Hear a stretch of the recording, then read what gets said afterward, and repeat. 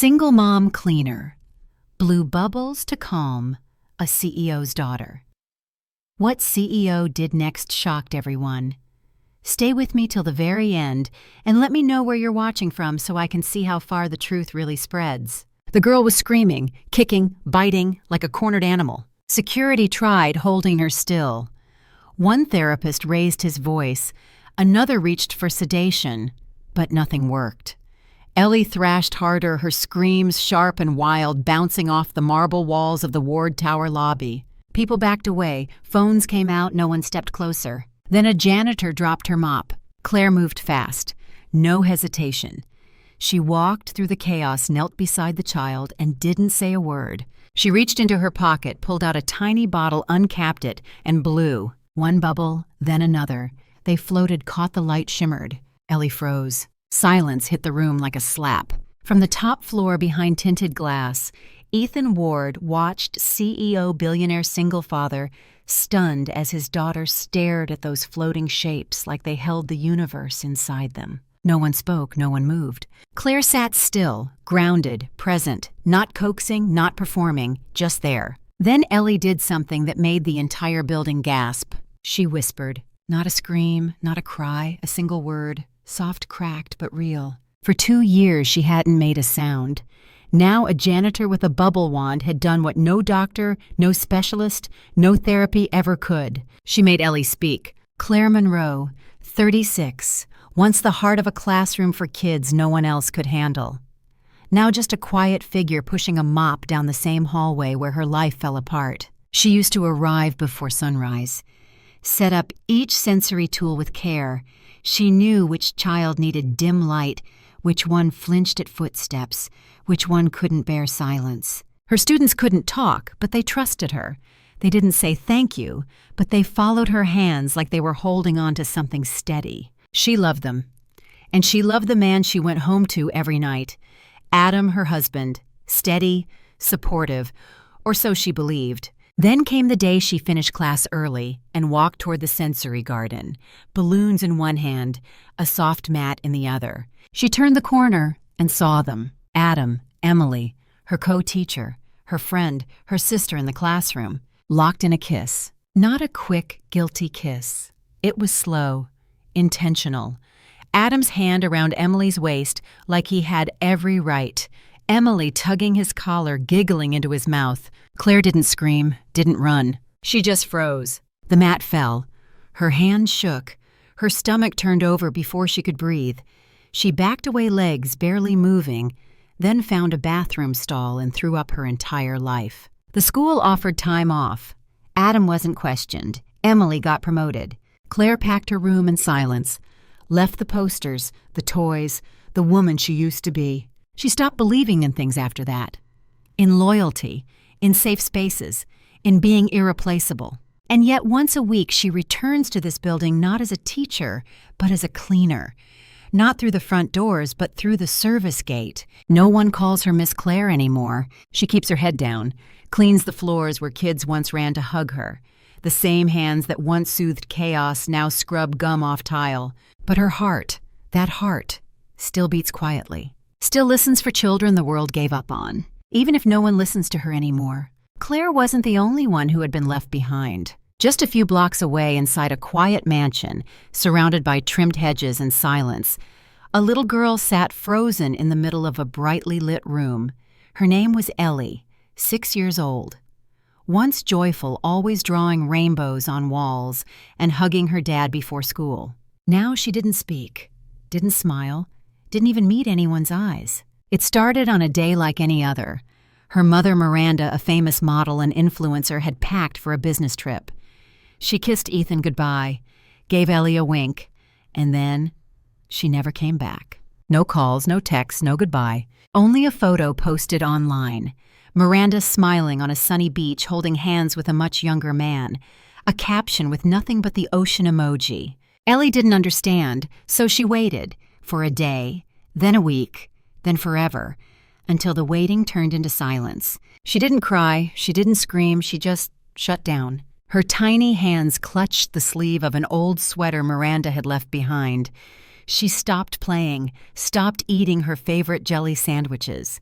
and slowly she stopped being the Ellie her dad knew. The doctors had a name for it: post-abandonment sensory shutdown.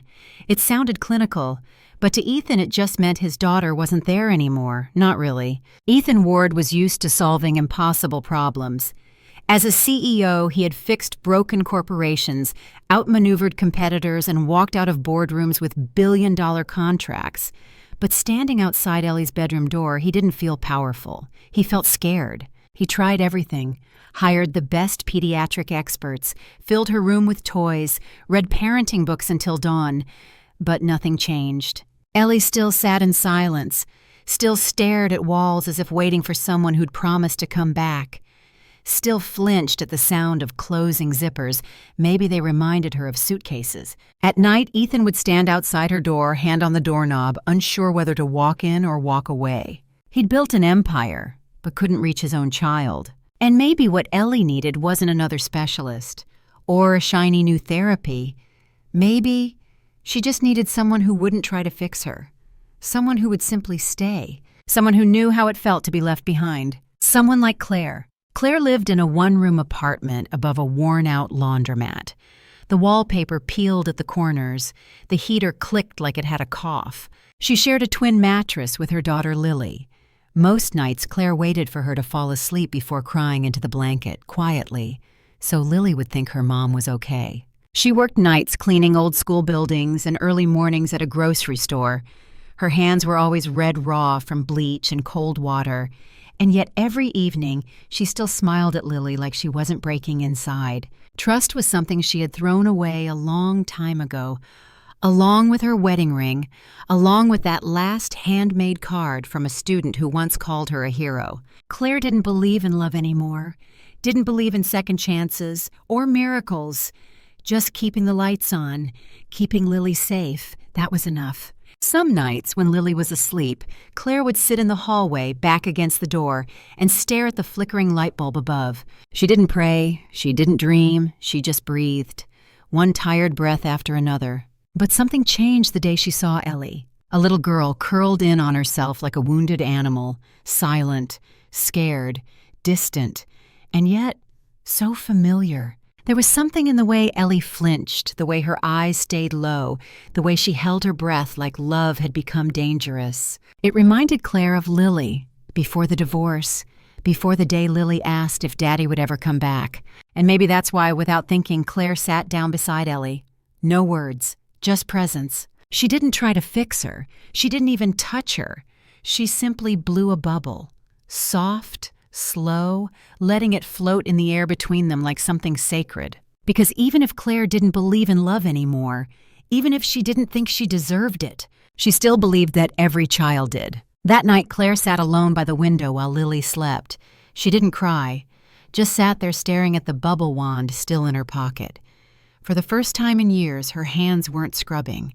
They were still. Something in Ellie had stirred something in her. Not pity, not duty, but recognition.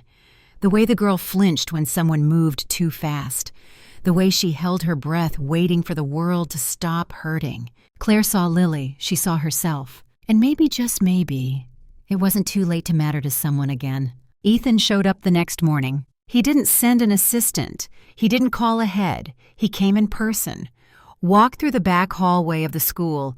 Claire cleaned, still wearing the same suit from yesterday, still holding that check. She was mopping the nurse's office, her back turned. He cleared his throat. She didn't flinch. He stepped forward and handed her the paper. The number was obscene, more than what most people earned in 10 years. Claire glanced at it, then at him. "That's not why I sat beside your daughter." Ethan hesitated. He tried again, offered more, benefits, resources, a team. Claire wiped her hands on her shirt, slow and deliberate. "You think money heals everything, but Ellie doesn't need money. She needs silence, safety. She needs someone who doesn't flinch when she's quiet." He started to speak, but Claire stepped closer. Her voice was calm, but every word landed like a stone. "She's not mute because no one said the right thing. She's mute because no one ever stayed long enough to matter." Ethan didn't argue. He couldn't. He just stood there, the CEO, the billionaire, silent in front of a janitor with bleach on her sleeves and fire in her chest. And for the first time, he saw it. Claire wasn't the one asking for help. She was the one holding the key. The story spread like oil on fire. A janitor, a billionaire, a little girl in the middle. Headlines said Claire was manipulating a vulnerable man, that she was using a traumatized child for sympathy. Photos of her holding Ellie were everywhere, twisted out of context. And Ethan said nothing. Not because he didn't want to, but because the board told him to stay silent. Investors were nervous. Stock prices were dipping. Any wrong move could cost them millions. Claire didn't wait for an explanation. She packed her things and left. No drama, no tears, just quiet, like always. Ellie stopped speaking again. She sat on the floor of her room for hours, tracing the edge of a blue crayon with her thumb, refusing to eat, refusing to sleep. Her drawings turned colder. The colors faded. Ethan watched it all happen and did nothing. He stared at his phone, rehearsed what he'd say, then put it down again. He told himself it was too late, that Claire wouldn't pick up. But one night, he showed up at her door. No suit, no briefcase, just a folded piece of paper in his hand. His voice cracked as he spoke. She drew blue, all over the page. You told me once kids draw how they feel. I thought she just liked the color. But then I remembered. You said blue means lonely. He didn't ask for help. Didn't ask her to come back. He just stood there shaking, holding Ellie's drawing like it was a question he didn't know how to answer. Ethan came back, but this time he didn't come with papers or promises. He came with a question and something softer in his eyes, something that looked a lot like respect. Claire opened the door slowly. She didn't smile, didn't invite him in. She just waited. He told her the board backed off, that he didn't care what people said anymore, that his daughter hadn't drawn since she left, that maybe the world needed what Claire had. He wasn't offering a job this time. He was offering a partnership, a center for kids like Ellie, not a clinic, not a business, a space that felt like safety. Claire didn't answer right away. She looked at him long and hard. Then she said yes, but only if there were no meeting rooms, no progress charts, no one with clipboards asking children how they felt. Only crayons, bubble tubes, soft music, and grown-ups who could sit still without trying to fix everything. Ethan didn't argue. He nodded. And for the first time, they stood on the same side, not as savior and saved, but as two people who had been broken and who finally saw something worth building from the ruins. Not a company, not a brand, but a sanctuary for children who'd been hurt and for adults who'd been quiet for too long. The classroom smelled like crayons and warm paper. Ellie sat at the corner table alone, her little fingers clutching a red crayon. She didn't look up, didn't ask questions. Claire and Ethan stood a few steps away, watching in silence. They didn't interrupt. They had learned not to. Ellie was drawing. That was enough. She moved slowly. A circle. 2 eyes. A mess of curly lines. Then another figure. Smaller. With glasses. Then a taller one with a red shirt. She pressed harder on the paper with each stroke, not rushed, not random, like she knew exactly who each one was. When she was done, she slid the paper to the edge of the table, then got up and walked away. No words, no glance, just done. Ethan picked it up first. He stared at the page as if it held a secret code. Claire stepped closer, her breath caught. There were 3 figures. One wore red, just like the shirt Ethan always wore to the center. One had big glasses, Lily's signature look, and one had wild curly hair, Claire. There was no 4th figure, no elegant woman in high heels, no shadow of the mother who left. Just them. Ethan sat down slowly, like the weight in his chest finally became too much. He covered his mouth, eyes glassy. He didn't speak. He didn't need to. Claire didn't touch his shoulder. She didn't offer words. She just stood beside him, present. Because they both understood. This wasn't just a drawing. This was a choice. Ellie had rewritten her family, not with noise, not with anger, just crayons and quiet. The new center didn't have a fancy sign. There were no glass doors, no brochures, no clinical charts on the walls. Instead, it smelled faintly of crayons and soap bubbles. Children played barefoot on soft rugs. Paper suns hung from the ceiling, swaying gently. Soft music filled the room. Not the kind you hear in offices, but the kind that feels like home piano notes and rainfall. On the first day, Claire didn't give a speech. She didn't dress up. She just walked into the middle of the room and knelt in front of a little girl who looked scared to speak. "What color are you feeling today?" she asked. The girl whispered yellow. Claire smiled and handed her a yellow balloon. That was the only rule here. You didn't need to explain yourself. You only needed to be. Ethan stood by the doorway watching the scene unfold. He wasn't wearing a suit. He didn't carry his phone. For the first time in years, he looked like a man simply trying to be present. Later, he sat cross-legged beside a boy who hadn't spoken in months. He didn't ask questions. He just drew circles with him on a big sheet of paper. Claire watched from across the room. The same man who once tried to fix everything with money was now learning to sit still. That meant more to her than anything. In the corner, Ellie sat beside Lily. They didn't speak, but their hands were busy pressing shapes into kinetic sand-mixing colors in a bowl. At one point, Ellie paused. She turned toward Claire and Ethan, who were sitting nearby. Her voice came like a breeze. "Family." Just that, one word, soft but full. Ethan turned slowly, like afraid the moment would vanish if he moved too fast. His eyes filled with tears, but he said nothing. Claire reached over and held his hand. For a second, none of them needed to speak. They already knew. That word. It was everything they'd been searching for. That evening, after the last child had left and the lights had dimmed, Claire stood alone in the center. There were no awards on the wall, no polished plaques with her name, but there were handprints, drawings, letters in uneven handwriting, colors that weren't afraid to be loud anymore. She remembered the day she believed she had nothing left. The day she pushed a mop through a cold hallway, thinking her life had quietly ended. Now she stood in the middle of something she had helped create, not for power, not for credit, but for healing. And for the first time in years, she whispered to herself, "I belong here." The rooftop was quiet. The sun was melting into the skyline, painting the sky in soft gold and lavender. 4 figures sat side by side on a weathered bench, no one speaking and no one needing to. Claire leaned her head gently onto Ethan's shoulder. His breath caught for a second, but he didn't move. Lily rested her chin on her knees, eyes watching the clouds drift slowly above. Ellie sat between them all, her small fingers fidgeting with a folded piece of paper. She held it close, then looked up just once to meet Claire's eyes. That one glance was enough. She placed the paper into Claire's hands, then leaned back into Lily's side, like a puzzle piece finding its place.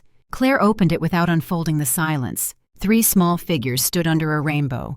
One wore a red dress, one had glasses, one had curly hair. Below, written in uneven, almost trembling handwriting, was a single word: home. Ethan didn't say anything. He didn't need to. Claire traced the drawing with her fingertip, heart catching in her throat.